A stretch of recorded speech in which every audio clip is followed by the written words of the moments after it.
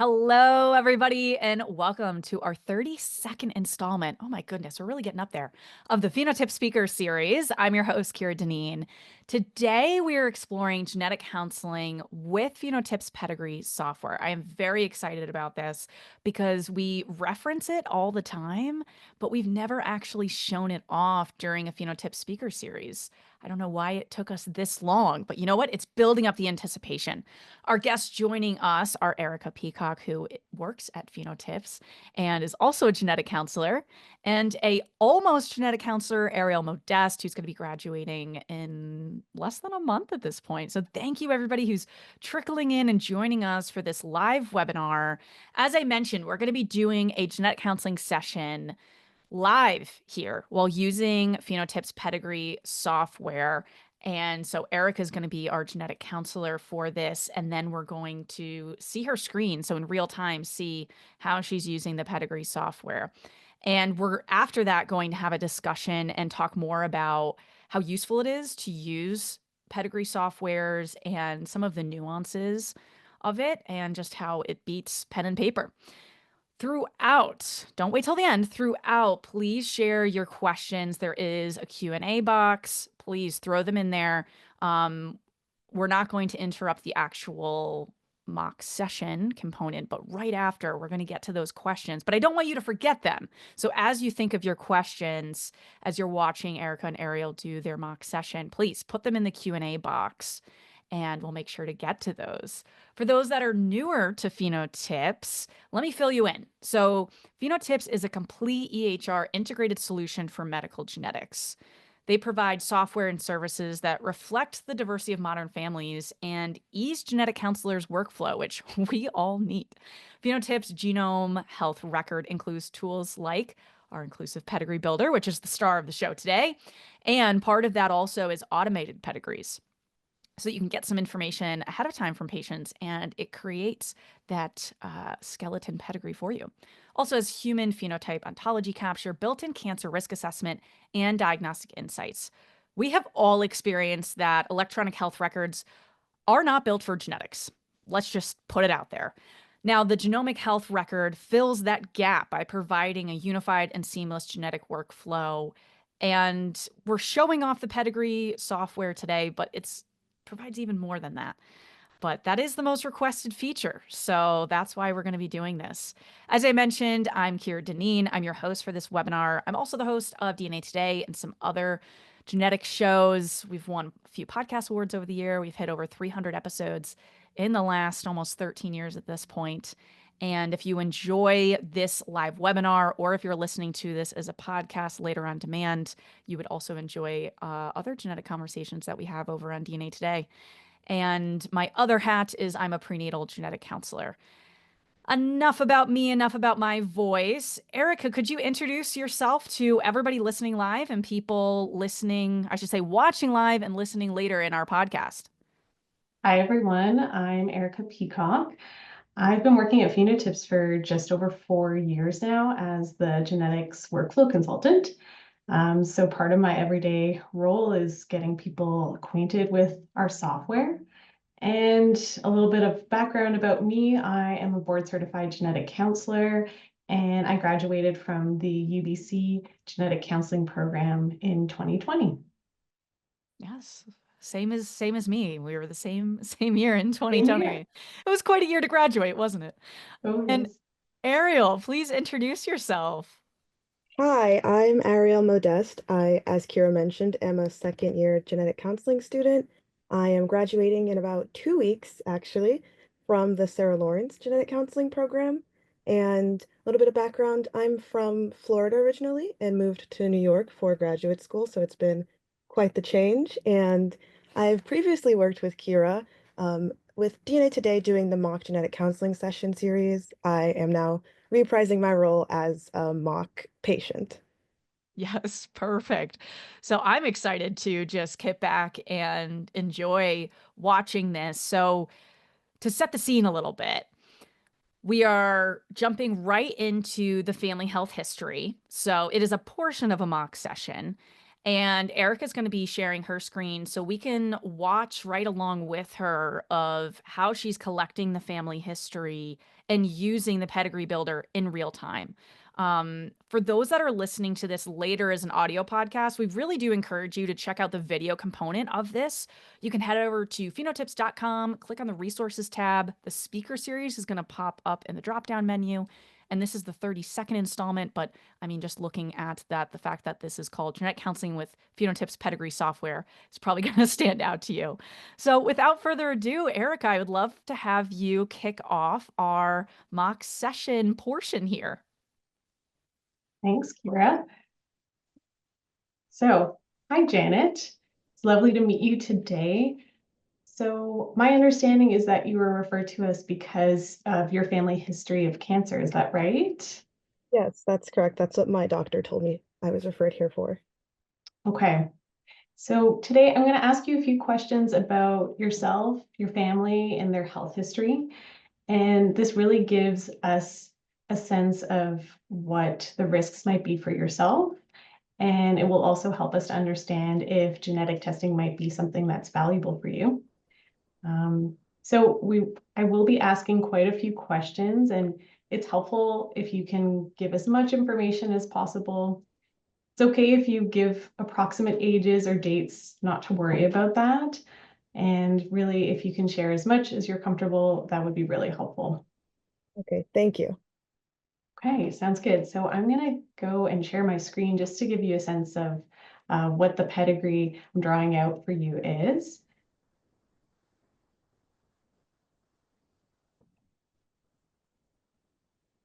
So here's yourself, Janet, on the pedigree. You're represented here in the center. And to give you a little bit of context about how we draw out family trees in genetics, we draw out different generations in the vertical. So as we add your parents and your grandparents, they will appear above, and then children and grandchildren are the generations below. And then siblings are on the horizontal. So you'll see your siblings appear on the same generation as yourself. And then in your parents' generation, if they have siblings, they will appear there as well. And generally, men are represented as squares and women represented as circles. And for folks where we don't know their gender or it's not as relevant for the situation, we represent those folks as diamonds. And folks who are trans, so they have a sex assigned at birth that's different than their gender, we also have different symbols for those folks as well. Thank you. Any questions before we get started? No, I think I understand. Okay, great. So I have your date of birth here as February 14th, 1999. Is that correct? Yes, that's correct. Okay. And any medical conditions or health concerns for yourself? Nope, I'm healthy as far as I know. Okay, that's great to hear. And do you have any children? No, no children. Okay, just not the right time. Yeah, I think I'm still young, still trying to get through school, graduate. Makes sense. Okay, so I'm going to put you as childless by choice. And I'm going to add your parents. Do you have any siblings? Yes, I have a brother and a sister. Okay, and do you share the same mom and dad? With my brother, I do share the same dad, but my sister is a half sister, so we share the same dad but different mother. Okay, so your brother is full sibling, and then you have a sister through dad. Okay. And for your brother, how old approximately is he? He's 28, 2 years older than me. 2 years older. Okay. And how is his health? Any concerns? Healthy, as far as I know. I don't remember him having any health issues. Okay, great to hear. And does he have any children? Uh, on the way, he's expecting. Oh, that's exciting. Do you know how far along the pregnancy is? Um, I believe his wife is in the second trimester, so maybe around like 18 weeks.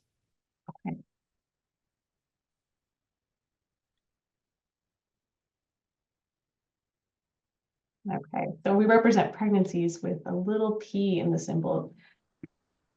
That's why you're seeing that there. Okay, great. And so for your sister, how old is she? My sister, she's the oldest of us. I think she's 32 now. 32. Okay. And any health concerns for her? No major health concerns that I can think of. Okay, great. And same question, does she have any children? Yes, she has two children. Okay, boys or girls? She's got a boy and a girl. Boy and a girl. Okay.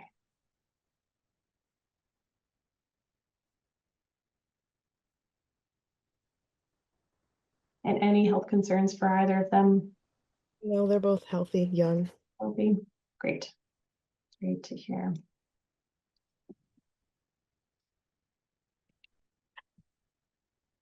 Okay.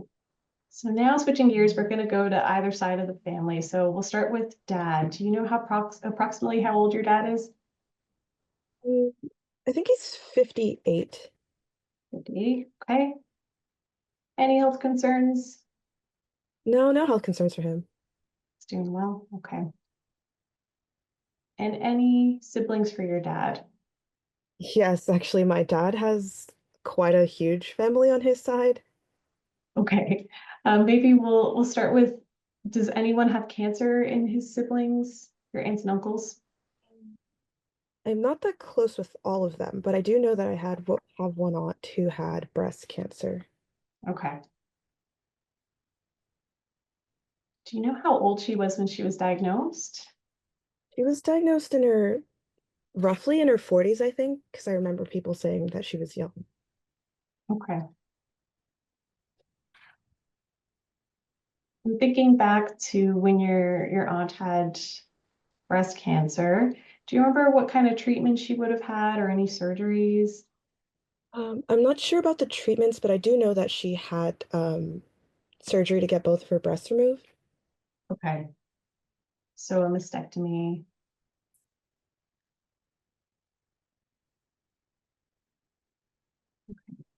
How old would your aunt be right now? She'd be in her 60s, like around 62, early 60s. 62.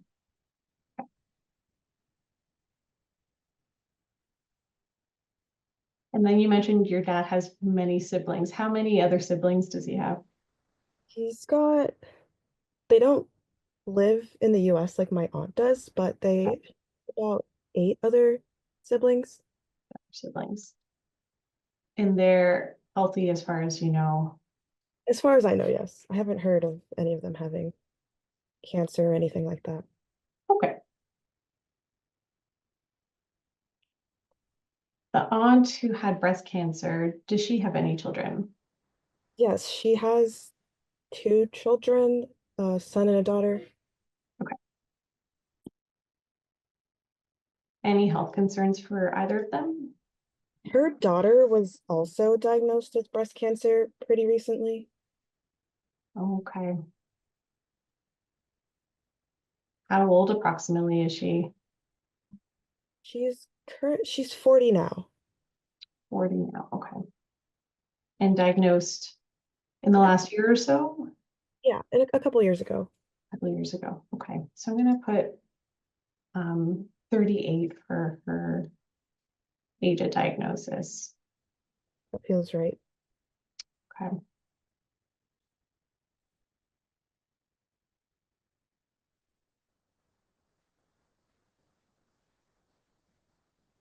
I'm just going to zoom out here and organize things a little bit better so it's easy for us to see.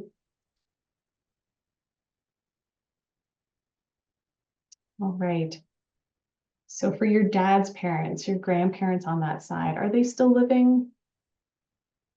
No, both have passed. Both have passed. Okay. Do you know what they passed from? For my grandfather, he recently passed, and I think he got sick. He was older and had pneumonia. Okay. So old age, pneumonia. How old was he? He was about 84.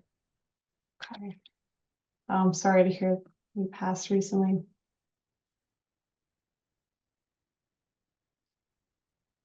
And your grandmother, how old was she when she passed? It was a bit before she turned 60, so like 50, 58. 58. Okay. Mhm. She was relatively young.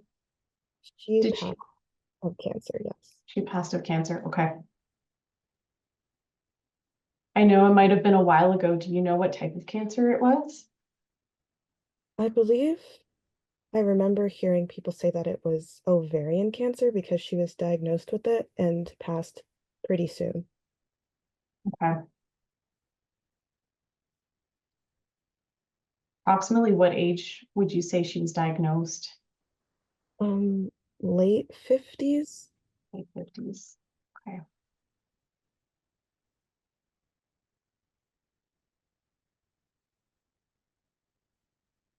Right. So now thinking about mom's side of the family, how old is your mom? My mom is a year older than my dad, so 59.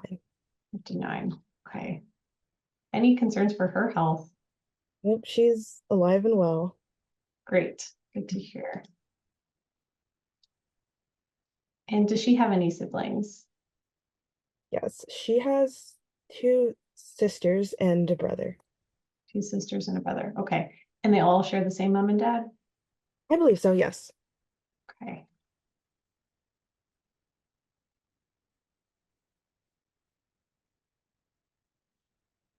Any health concerns for your aunts and uncles on your mom's side? No, I haven't heard of anything concerning on that side. They're all doing well. Yes. Awesome.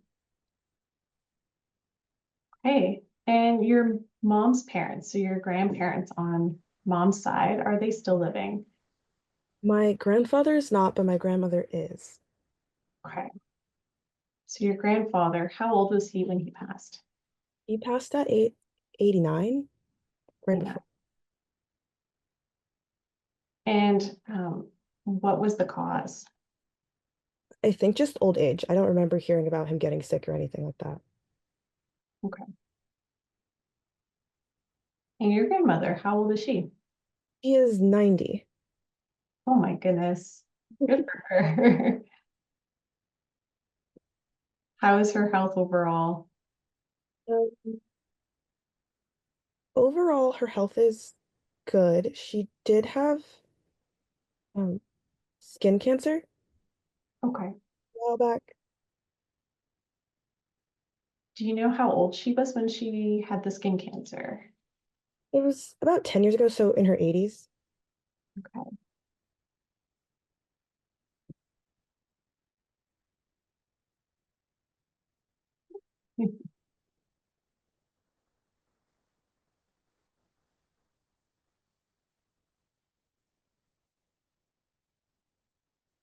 So skin cancer in her 80s. Okay. And she's been doing okay since they had it removed and I got her removed and then it wasn't a problem. okay, good to hear. All right, so this is the family tree that we've built out so far. Is there anything that I might be missing? Anyone in the family who had cancer that we haven't already talked about? Looking at this, no, I don't think there's anyone that we missed. Okay. And then thinking about your family on both mom and dad's side, where in the world did your family come from? I'd say both sides of my family are from St. Lucia in the Caribbean.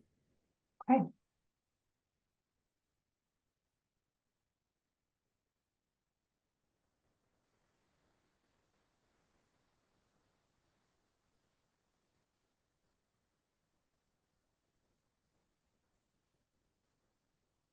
Great.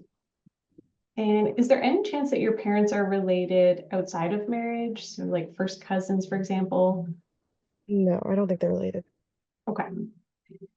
And thinking of your family as a whole, anyone who was born with a physical difference or a birth defect? No. No? Okay. And anyone who has had two or more miscarriages? I think, yes, I had a cousin on my mother's side who And then had, on the other side, okay. Is this through an aunt or an uncle? a sister and aunt. Okay. And a female cousin? Yes. Okay. Do you remember the details? I know it might be a little bit more distantly related. I do know that she had a stillbirth for the first one pretty late on, like 28 weeks, and then she'd had, I guess she'd just lost one at 12 weeks. Okay. Oh, it's pretty rough. Yes, but she's currently pregnant again, so we're hoping third time's the charm. Oh, that's exciting.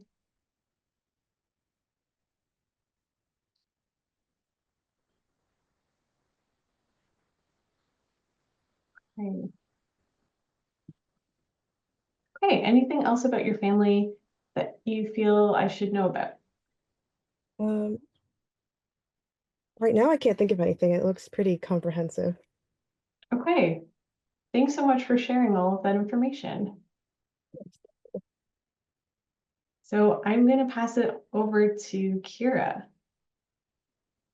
Stop sharing my screen. Wow, you guys did such a great job. I love that we were just able to see actually using the pedigree builder in real time and that Erica didn't slow you down at all.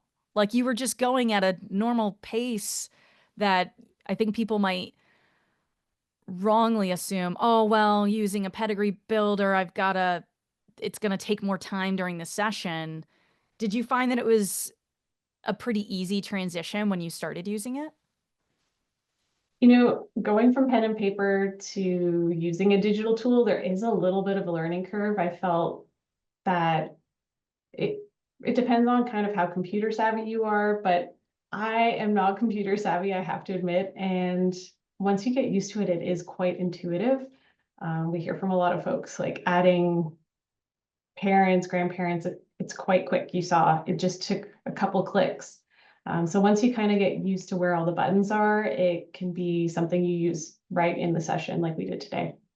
And it keeps it so organized. As someone that has horrible handwriting, and I'm just messy and as I go through sessions, yeah, I'm like, oh, people could actually read that. I wouldn't have to redo a pedigree to send it to a colleague because the one I did in the session was just, for my eyes only in terms of how bad the handwriting is and just messy. And as you were going, one thing I was looking at first when you were putting in, was our patient's name Janet? Was that right? I want to use the patient name and not Ariel's name.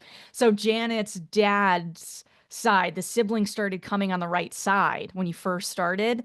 And I was like, oh, that's kind of messy. Like that, Mhm. and all of a sudden you hit a button and it flipped the whole dad side of the family to the left side. And then it was so easy to read. So I appreciated that. Just it seemed like so much of it was second nature for you at this point. I feel the same way as you, Kira, with drawing pedigrees on paper. I feel organized, and then sometimes some strange information comes up, and you're like, oh no, I have to basically redraw all of the siblings because I'm running out of room or something like that. So yeah, I find the automatic layout to be very helpful. That keeps everyone organized and the generations all line up, and it's very easy to follow. Yeah, especially when you have someone that has so many siblings. So as you were going through, similar to what I do and probably every genetic counselor, that okay, this person is one of 10. And you're like, okay, let's draw in the siblings that have a cancer because this was a cancer session and then do that diamond with a number in there. So I was also happy to see that some shorthand ways of drawing it has transcended into the PhenoTips Pedigree Builder because there's certain things I'm like, yeah, but this is what I do or what genetic counselors will do to kind of draw something in quick because it would take a lot. If you had to add in each individual, that it also wouldn't be as condensed looking at it. So I was happy to see that. And I just want to remind everybody that we have some questions coming in through the Q&A. I will certainly start getting to those. Feel free to add your questions. We have some that were obviously that were previously submitted as well. So someone asked, can the pedigree represent twins? I don't think we had that in this session.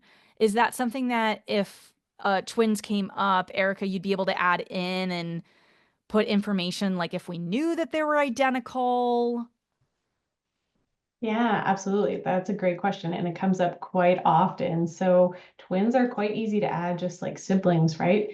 So if I go to this uncle, for example, and click this button here, we can add twins. And depending on whether they're identical twins or non-identical, we can click this little monozygotic twin checkbox. And you'll notice that put a line between the two of them. And we can also designate the sex and gender as well. So by default, it will put monozygotic twins as the same gender, but you can always adjust that as needed. That's wonderful. And I saw as you were clicking on there, it had an option for adoption as well. So how does that end up looking in here if we choose someone or add someone that's adopted into the family?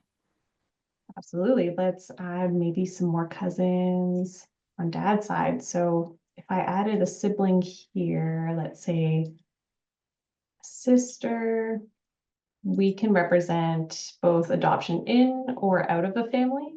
So in looks like that. And then adoption out looks like that. So the same freehand we would use when we're drawing. Yeah, that is just so easy. Everything's easy. I'm going to keep repeating myself. We have some questions live in the moment. In case people don't want their name shared, if you did share your name, I'm going to say your initials. So you know it's you, but you may not want to be identified publicly. So the first one actually came in anonymously. Can different team members collaborate and review pedigrees? So, Erica, let's say that we were working at the same private practice. You just did this session, but you wanted me to look at it because let's say Janet's brother is coming in and I'm doing that session and I want to look at the pedigree or access it. Is that something I would be able to do? Yes, absolutely. So we see this a lot in health systems where they have phenotypes across a hospital, and not just genetics uses phenotypes. Cardiology might be involved in the care of that family. And so as long as they're on the same instance of phenotypes, when they log in, they can also see the family tree and add to it, add any details. And what's also pretty neat is you can deselect anything that's in the legend. So right now we're kind of looking at this as a cancer family history, but if there was another medical condition running through the family, I could actually remove the cancers from being represented. The data is still there, but it just makes it a little bit easier to review for other sorts of conditions and looking for inheritance patterns. Yeah, that is very helpful because I'm prenatal. So let's say that you saw this patient and we, have started our own private practice, me and Erica, that I could then take those off so it's not as apparent and somewhat distracting. Like let's say I'm seeing that brother and his partner about that pregnancy. That would be easy way to do it and then update the family history, which is really helpful in that sense. And another anonymous question came in. Can the pedigree data be exported? And can the export be automatically sent to EHRs? So that is something that I know that's one of the reasons that PhenoTips designed things the way that you all did. Can you speak a little more to that? Yeah, absolutely. So there is an export button you'll see at the top here, and there's various different ways the pedigrees can be shared. So we have different file formats that we support, whether you want to download it as an image or JSON, which is like a computer readable format. Also sending it to other systems like CanRisk, for example. So those are your options for exporting, but sending it to the EHR, the best way is probably printing to PDF. So using this print dialog, you can change the print scale so we can zoom in, we can move the pedigree around. So that way it lines up nicely on the pages. And things like anonymization or removing comments are also an option. depending on where you're sharing it. So if you send it to the AHR, maybe you don't want family member names to be there, for example. So there's lots of different options here, and sharing with the HR is something that a lot of our customers do on a regular basis. So we're quite used to integrating with those sorts of systems.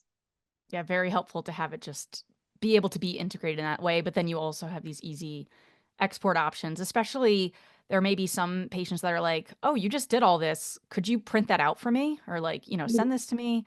So that's really helpful. Right. I know I have a family tree of my own family at home. I find it kind of interesting just from a genealogy kind of perspective. So I could see a lot of patients asking for their pedigree. Yeah, if they're nerds like us, maybe they'll frame it and put it up on the wall. I've maybe done that. So there's also a couple questions, one from JA, one from KC, talking about how to show consanguinity, because this can sometimes be tricky, especially when you're dealing with, say, multiple consanguinities, or there's a consanguinity between different generations. Is there a way that you could show us how that would look? I'll let you choose how you want to represent that. Sure. So I think maybe since this is such a big tree and I don't want to make too many overlapping lines, let's say the grandparents are siblings. So the way that we would do that is taking this handle for siblings, which I would normally use to draw a sibling. Instead of clicking it, I'm going to drag it. Oh, that's And really easy. yeah, so now you'll notice there's a double line between the parents. So the tool already knows that they're a consanguineous partnership. And yeah, it keeps everything else pretty clean and organized. You can also choose to turn this on or off, right? So maybe you don't want to represent consanguinity for whatever reason. You can also turn this off, but we suggest you keep it on automatic um, just for clarity's sake. That's helpful for students too, that let's say you end up combining not combining, but connecting relatives that are consanguineous, that it's automatically figuring out what is a consanguineous relationship then that had children. So that's interesting, just that, it's almost a little shortcut for students. It comes up with that for you. So that's really helpful. Yeah, I know when I was a student, that was a really hard concept to kind of wrap my head around. And some folks don't really know their first cousins, or so even just drawing out family relationships, because you can't really picture, well, I don't know my first cousin, so how are they related? Yeah. And also just when you do end up on pen and paper drawing consanguineous relationship, it can be really hard when you've already drawn the pedigree to then, if you learn that at the end of the session, like you asked Janet at the end, are your parents or like anybody else related outside of their marriage, related like cousins? And so usually you are learning that towards the end if it does come up, at least the sessions where it's come up for me. So then I'm like, I usually just make a note and then I have to redraw the whole pedigree. So that is so much easier than what I've done. Another aspect that is being asked about from ED is, can you also demonstrate a trans family member and a same-sex partnership if possible? And yes, I know this is possible. As someone that is in the queer community myself, that is something that as soon as PhenoTips had that, y'all let me know, which was exciting to be like, hey, we're including your people in the pedigree, and ways to represent us in a appropriate and respectful way. So, do you want to start by adding someone that is trans and how we're able to denote that? Sure. So we're really excited because this is a relatively new feature for us.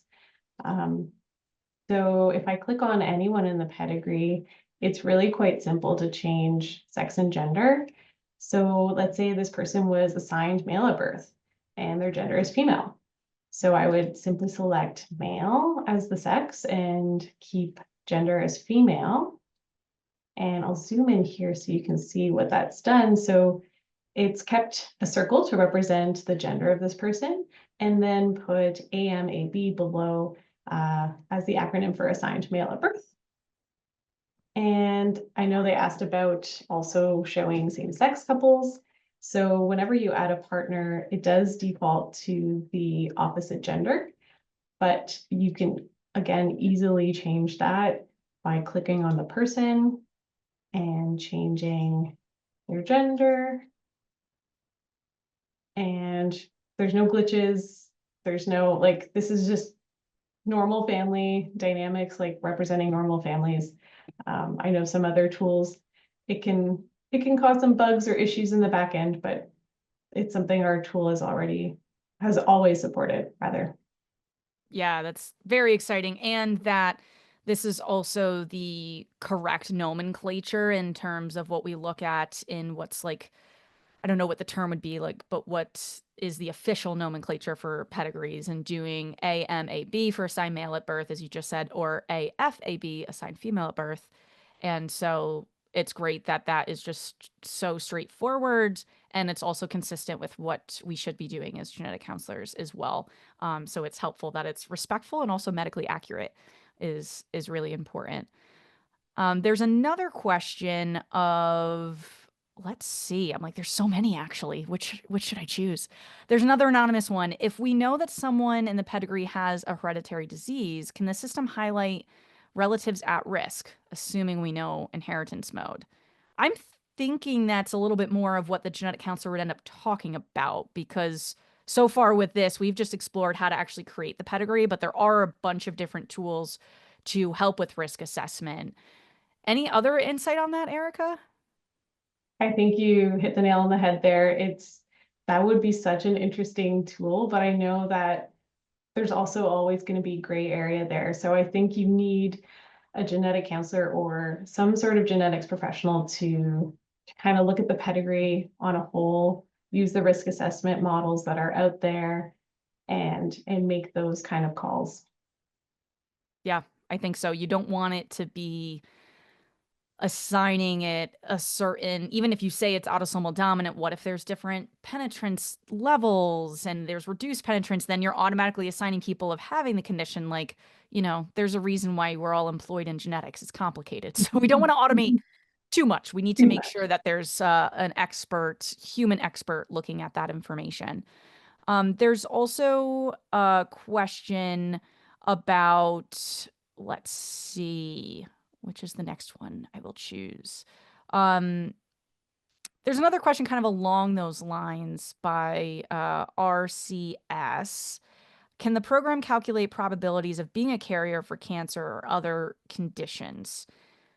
Now, I'm kind of thinking that's how it can integrate in the other risk assessment models that is integrated in PhenoTips, but isn't necessarily within the pedigree. Am I getting that right? Yeah, so we do have risk assessments built into the pedigree. So in a sense, I guess those are calculating risks for family members. So I can run the risk model for Janet, the proband, but I can also run it for her mom, for example. So anyone in the family really that I can click on will have a risk tab. And that's kind of where our risk assessment model lives. And depending on the models that you select, they will give you a breast cancer risk output, ovarian cancer. We also have a Prem 5 model as well. So yeah, in a sense, it does calculate the risk for family members. It's just more of a manual process. Yeah, but very helpful, especially because there's scale in there, there's can risk. So a bunch of ones that Mhm. are standard that are used within the field. So it's not even necessarily something that is only with phenotypes. You're using standardized models. Yes, we license these models. We do not create them ourselves. Right, which also makes it kind of just much more streamlined. If people have already been using these risk models, they can just keep using them within the builder, which is quite awesome. And Casey is asking another question about consanguinity, of if we were to have consanguinity across different generations. So I don't know if you want to undo what you did and add that, or I'll leave that up to you how you want to depict that, Erica. I think it should work either way. I'm just going to add another sibling. So across the generation should work as well. It might start getting messy.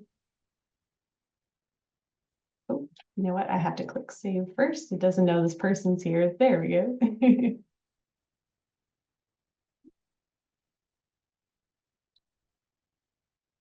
So it does put the double line, but as you've noticed, because it's across generations, it has done a little bit of a jog, let's say. But it is able to handle consanguinity across generations. Like you saw there, it will highlight who you can make siblings and who you can kind of make partners. So yeah, I'll Yeah. leave it at that. Yeah, that's really helpful in that it's still very clear who's in what generation. Because that's something Exactly. that I struggle with of, okay, if I'm linking these individuals, and as we just saw, it moved both those individuals to the end of the pedigree, so it also made it much cleaner. Whereas when you're drawing it pencil and paper in real time and you've got someone that you've already drawn in the middle of the pedigree, it's so hard to actually, be able to do that. So that's a huge advantage of using it's like a living document of being able to move the pieces around. There is another question from JA. It would be helpful to have different symbols for obligate carriers and those potentially at risk. So let's say, Erica, we know someone has, say, sickle cell in the family. Are we Mhm. able to make their kid an obligate carrier? Or is that something that you'd more write in a comment that then goes below the individuals? I guess a bit of both. So if let's say the brother was carrier of sickle cell, we could represent his carrier status here. So I can select carrier, and what that will do is put a dot in the middle of his symbol.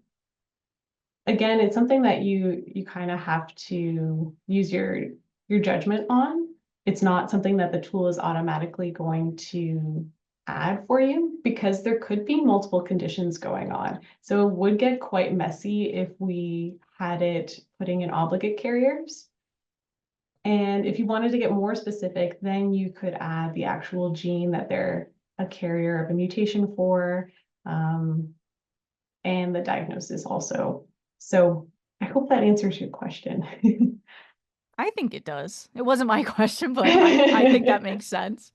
Yeah, especially because that is the universal symbol for a carrier. But again, if you have multiple conditions, then that's a little confusing to say, oh, someone's a carrier. Carrier of what? We're all a carrier of something, really, if you look at Exactly. enough conditions. I'm a carrier of at least one condition I've figured out so far. There's another question from JB. How and where is the date the pedigree was taken and the name and the position of the person taking it recorded? So usually in a pedigree, you would have the genetic counselor or the person taking the pedigree and then, the date of service on there. Is there a way that that's being denoted, Erica? So that also again falls into the print functionality here. So if we go to that print dialog, I know it's really small, but at the top, it will put the patient's name, the family they're a part of, who is doing the printing, like which user. So in that case, it has my name there, and then today's date as well. So it gives kind of a stamp, a timestamp to this pedigree. That's also something to note is over time, the ages will update. So if Ah, I revisit this pedigree a year from now and you've put in exact years of birth or ages, it will automatically update those sorts of data. that is so helpful as someone that I will see people with multiple pregnancies over the years. And so I'm sitting there doing math in my head as I'm talking to the patient. And that's always a scary thing. I'm like, oh, am I getting the age right? They're like, no. So yeah, I would We've look a all little been there. smarter. Yeah. Yeah. That is amazing. And is there a limit to how many generations you can capture? Because, especially if you are seeing patients over years, or different individuals where you're seeing someone's grandma and they're able to add in information about up to their grandparents. Is there any limit? As far as I know, we haven't really reached a limit. Like, I don't think we've had any customers come to us and say, oh, I can't add another generation, because I think the maximum is something like 50 to 100. So there's quite a bit of room to do, yeah, a lot of history taking as far back as you really want. I know in certain populations, they do have pedigrees in the genetics clinic that date back, great grandparents, great great grandparents, and many loops of consanguinity or just really small populations. So our tool lends itself well to that. Yeah. That's amazing. It makes me want to go in there and do pedigrees for like fictional families. I'm thinking like Game of Thrones, Harry Potter, ones that we have a lot of generations, a lot of different aspects to cover there. Someone else anonymously is asking, what if a distant relative is not in contact with a proband? How is this denoted? I'm aware first degree relatives have an option for not in contact, but unsure of others. So I'm kind of thinking like the way that I would denote that is like, I would just write under that person, unknown or not in contact. How would you do that in a session? Mhm. There's a few different ways to do that. So for sure, you could write something under the person as a comment. So we have a free text box that lets you really write as much as you'd like. I think 4 or 5 lines of text at least. So it might be not in contact with maternal aunt or something like that. I think the person asking the question is referring to this other feature that we have. Oh, sorry, I shouldn't be looking at the proband. So if anyone outside of the proband is not in contact with the proband, so for example, let's say the father, you can check this box here, not in contact with proband, and it actually puts a hashed line. So it puts a little bit of a symbol to give you a heads up about that. For more distantly related kind of family dynamics like that, we don't have anything specific on the pedigree, but we do have what we call a break glass functionality. So this is something I've had to kind of learn what that means in computer science terms. It basically puts kind of a pop-up window in place before you get to the pedigree. So you can kind of put a flag on the entire pedigree saying like, there's something special about this pedigree. There might be sensitive information. There might be family dynamics at play where there isn't consent to sharing across the family. So you can kind of personalize what that message looks like. And it gives the clinician a heads up before they access the pedigree. Hey, there's something that you may want to review before you just open this pedigree up in front of a patient, for example. So it really depends on how you want to use it, but there's some flexibility in how you put that note down. Wonderful. All the features. It's like everything I'm bringing up. You're like, yep, this is how we do it. We've had a lot of input over the years from genetic counselors and really the broader genetics community. So I like to think that we've thought through a lot of the scenarios, but there's Yeah. definitely always room for growth too. Yeah, and I think especially just as nomenclature does change and there are updates, that is really helpful. And there's a question from Casey, what about confidentiality if other healthcare professional groups can see the pedigree? I think you talked about this a little bit earlier, Erica, that you can export and take out patient names and different aspects of maybe just keep the proband's information in, or, if you're sending it because the proband's mom is getting genetic counseling somewhere else. Is there anything else you wanted to add to that, just in terms of like those export options? I think that covers most of the export options. So like you mentioned, you can remove identifiable information. So that will take out names, dates of birth, dates of death. Same with comments. You may not you may have, surgical notes in there or any other sorts of information. In terms of using this with other clinicians, though, we do recommend you link up family members within a pedigree so that you can access their records from across the family. You might see Janet first, but then there's other family members who come to you for counseling as well. You can link in their family members into this pedigree.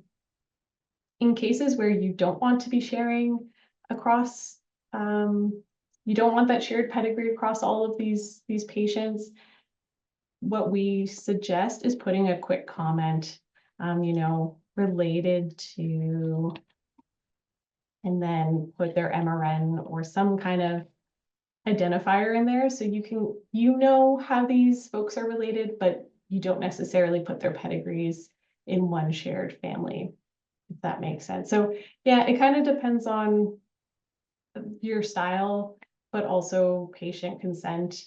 We know it can be kind of tricky holding all of this information when families may not be sharing amongst themselves, but you need to know this information for their medical care. So it's tricky. It's helpful to have different options though, because some people might be like, oh, this is the way I do it, or this is what's going to work best for our practice, or the different setups where you have some patients that are all in-house where that works, and then some that, you're being sent out. So it's nice to have different options and you're not like, this is the only way to do it. So yeah, the flexibility is important as everybody's using this tool differently.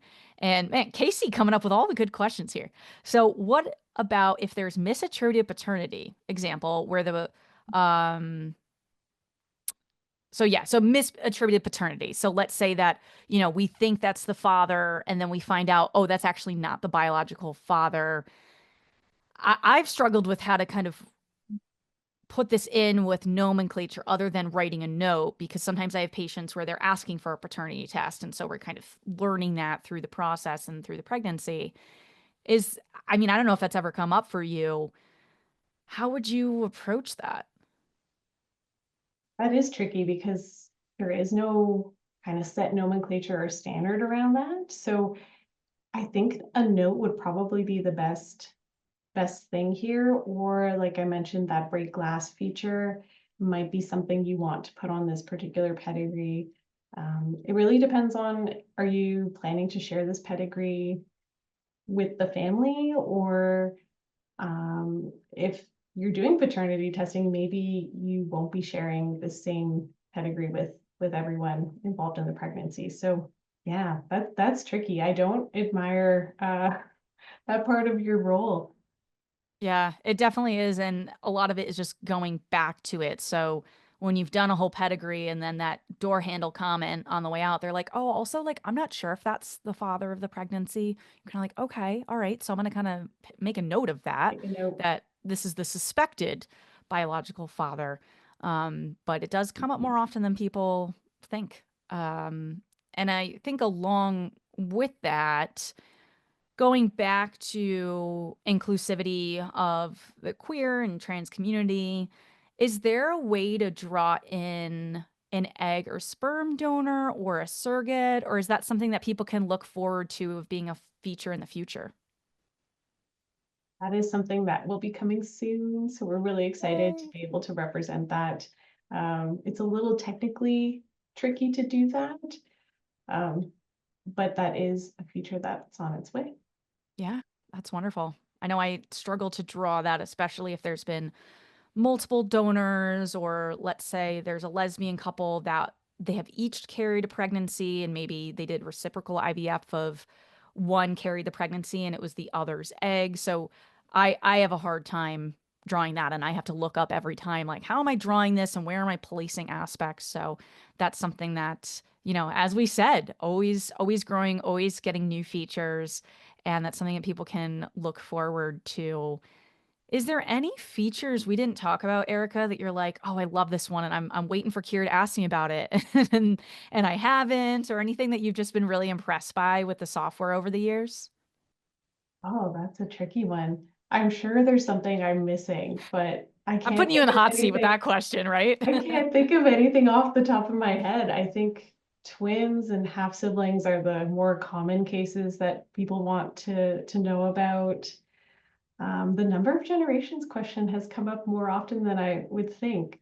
So I'm kind of curious where that one comes from, but um, I think it's people's assignments of putting in fantasy families. I feel like that's got to be where it's coming from because in a just session, curiosity.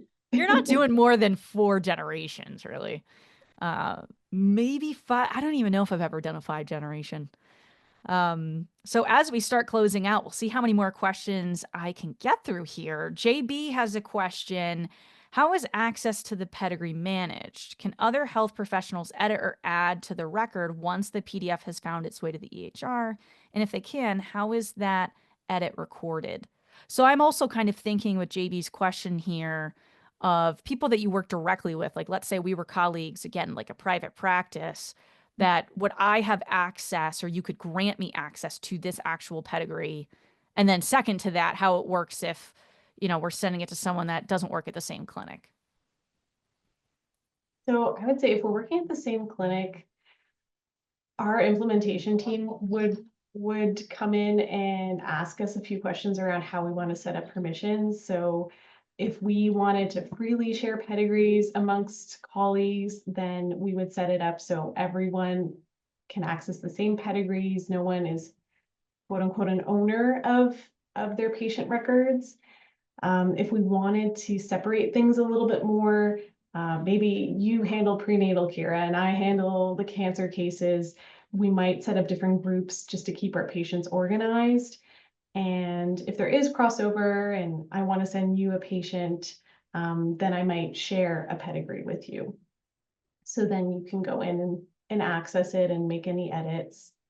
But once that PDF is generated, it's that snapshot in time. So it really is up to your EHR management at that point in time, who can see that, who can see that record.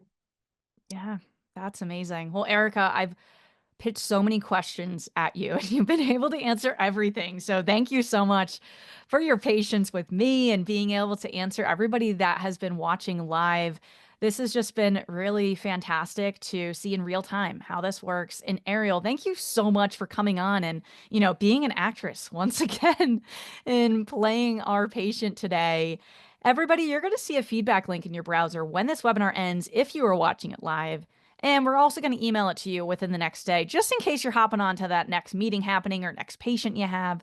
But please take a minute to offer feedback and help us improve our upcoming series installments. Just as we improve the Pedigree Builder, we're also looking to always improve our installments here with the PhenoTips Speaker Series. You can also get alerts on upcoming sessions. I'm very excited about our next one that I'll talk about in a minute. So all the installments are on phenotips.com. Click the resources tab. Speaker series is going to drop up on that drop down menu. And all of our installments are there as well as through our podcast feed. So if you are a podcast person like I am and like listening to things on the go and just as you do other things, feel free to check us out there. And our next webinar is our Pride Month celebration. So we've been doing this for years on the show. As I mentioned, I'm part of the queer community. And I have to say, there's so many amazing installments of the PhenoTips Speaker Series, but the Pride Month installments have been my favorite over the years. I think a standout one is episode 20, Gender Affirming Care and Genetic Counseling, that we recorded a couple years ago. That was an outstanding installment. It may or may not be my favorite installment of the PhenoTips Speaker Series. I'll leave that out there for people. We also had episode 24, Navigating Barriers in LGBTQIA plus genetic care. That was the following year. That was another wonderful installment. We've just had so many good episodes over the years that I really encourage everybody to check out and see what topics that you're interested in. Because again, we've been doing this. We're hitting 5 years now, I believe, because we launched in 2020 as the pandemic started as a way to connect with people, especially in this live format. So we really much appreciate everybody for tuning in live, watching this later, And we're always looking for your insight of what topics do you want us to cover, because there's always so many topics I want to explore as the host on this show, but I want to make sure that you're interested as well. So make sure to fill out that feedback link that you're going to see. And we hope that everybody has a wonderful rest of their day. And please make sure that you're attending our next webinar to celebrate Pride Month in June. It is not one to miss. These are always some of our best installments. With that, thank you so much, Erica and Ariel, and everybody have a wonderful day. We'll see you next time. Bye, everyone.